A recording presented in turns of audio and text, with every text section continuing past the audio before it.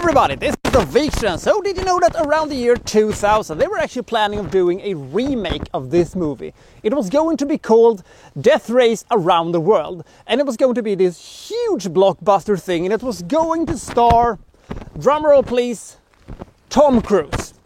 Can you imagine what that movie would have looked like? Anyway, that movie would eventually be made as Death Race in the year 2008, starring Jason Statham, which was actually a pretty good movie with some problems, but pretty good actually.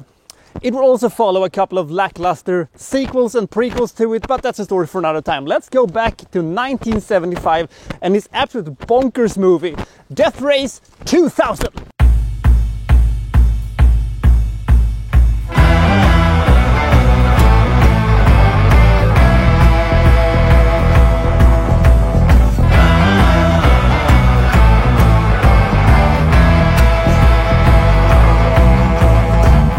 In the distant future of the year 2000. Sorry, what? The world has apparently turned into this sort of apocalyptic wasteland and stuff like that, and the United States have been turned into this fascistic dictatorship run by Mr. President, who watch over America like a combination of strict grandfather and evangelical, telepriest and stuff like that. But once a year, one thing happens that everybody's talking about, the Transcontinental Road Race, where they race from New York to Los Angeles. And whoever gets there first not only gets the glory and the honor and stuff like that, they also gets to shake hand with Mr. President. And let's take a look at these absolute nonsense participators in this little thing. We have Matilda the Hun and, the Nazi guys with the Nazi navigator Herman the German fox. And we have, Nero the hero and Cleopatra and stuff like that.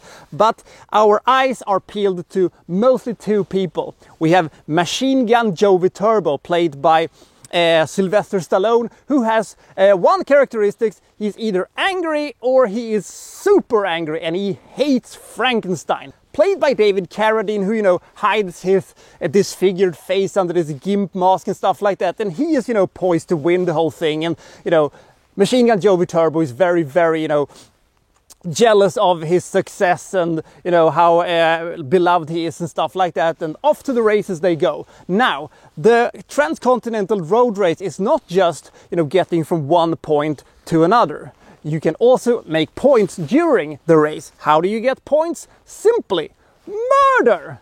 So when you mow down somebody, you get points, and if you make enough points, you don't necessarily have to come first to be able to win. Now, I love the fact how they explain this. They have this chalkboard when talking about that some people from different age categories is worth so and so or such and such amount of points, which also leads to an absolutely insane sequence, with the hospital thing. We all also have to talk about, the commentary in a while, but I'm just going to say this. Why would anybody go outside, when you have a bunch of people in these wacky racing shits that, gets points for running you over? Why are you going on a fucking picnic when, people are here to kill you? It makes no sense.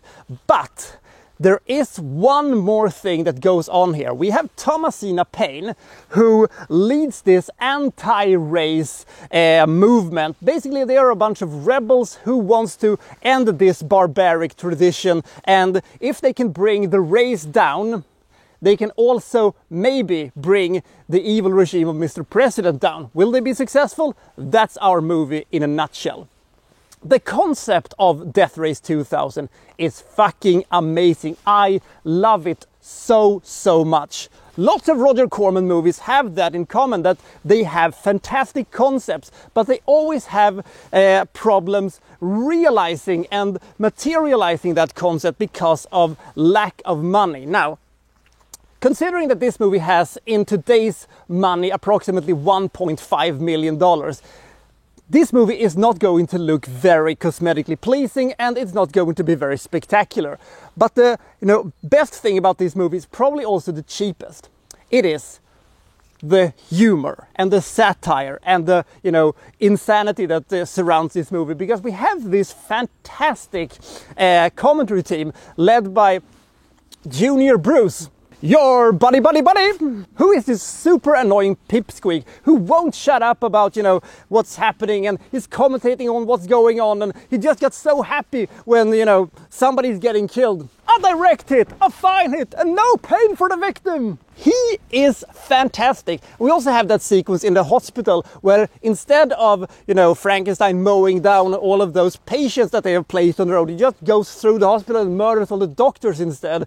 And then they, you know, commentates this in what I guess is supposed to be a Walter Cronkite kind of a parody, and he says that, well, Frankenstein might have missed some points there at the hospital, but this proves at least that he's equipped with some good old-fashioned American humor. Ho, ho, ho, ho, ho. All of those things are fucking amazing, and all of those things are fucking great. You know, they're interviewing the first victim of Joe Viterbo and gives her, you know, all of these gifts and stuff like that. It's absolutely insane. That is the best thing in the entire movie. The second best thing in this movie is all of these wacky shit that happens when people getting killed in loathsome fashions, and we almost have Wile E. Coyote moments, you know, the fake tunnel and stuff like that in the exploding baby. But my favorite sequence in the entire movie, it's a very short sequence, it's a very small sequence, but it is so amazing.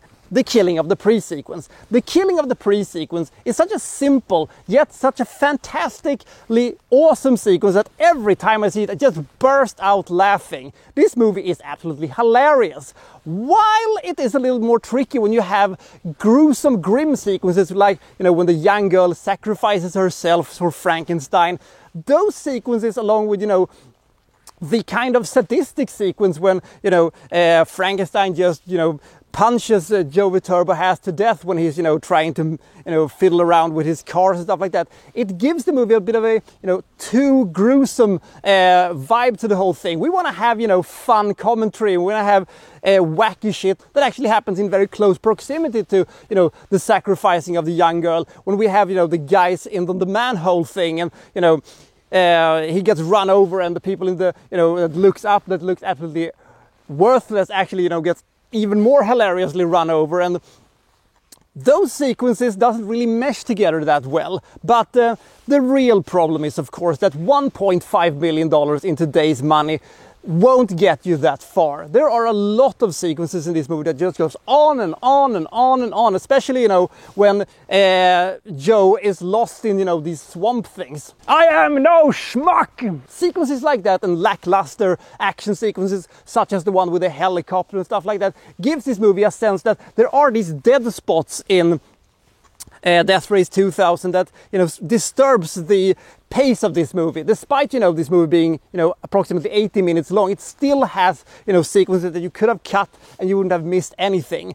And things like that, and, you know, the lackluster cinematography and stuff like that gives this movie a bit of a cheap feel to itself, and they probably should have focused more on the satire and the gruesome humor and stuff like that, because this movie is filled with, you know, very creative gore, colorful characters, lots of nudity, lots of violence, and lots of insane humor. If you feel like that is your thing, do see this movie, because it's a really entertaining thing. Now, the ending to this movie is not the strongest part of the movie, but I'm totally okay with it, and you do get somewhat immersed in this insane world that we are in. And if you think that you can stomach the lackluster production value, this movie should be right up your alley. Regarding the remake, Death Race is actually a pretty good movie. It has a fantastic second act, it has a pretty bad third act, and it has a pretty lackluster first act. But I actually think that the concept that they had in Death Race, making that essentially into a Mario Kart on steroids with blood and explosions and stuff like that,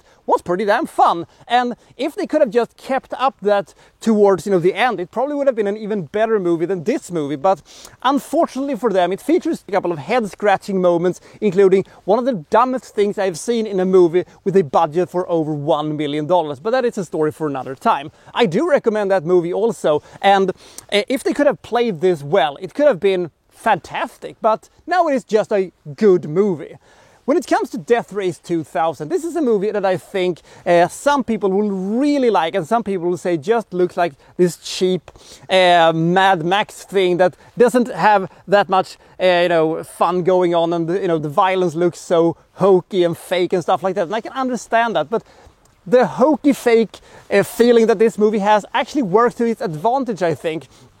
the more, you know, silly it looks, the less gruesome it feels. And if somebody would have the balls to make a, you know, 80, 85, $100 million version of this movie with this absurdist humor and satire, maybe, you know, including, you know, Twitch and Facebook and, you know, social media and stuff like that, I would be first in line to watch that movie. But as it stands now, this is a kind of forgotten but a very, very amusing, entertaining mid-70s insanity that if you have never seen it, do see it, because I think you will at least find it entertaining and absurd. Despite its low budget and the sometimes sketchy pacing, I still give this movie 69 points. This is a very, very cool movie. This is a true Roger Corman special. A cool concept, bad acting, lots of nudity, lots of violence, weird humor, memorable quotes and colorful characters. But one thing I do have to say is, my God, is Sylvester Stallone bad in this movie. He's terrible, but at the same time, he's hilarious in how angry he is all the time. So I'll see you next time for Well So and So reviewing, well, such and such. Thank you for watching. Thank you very much.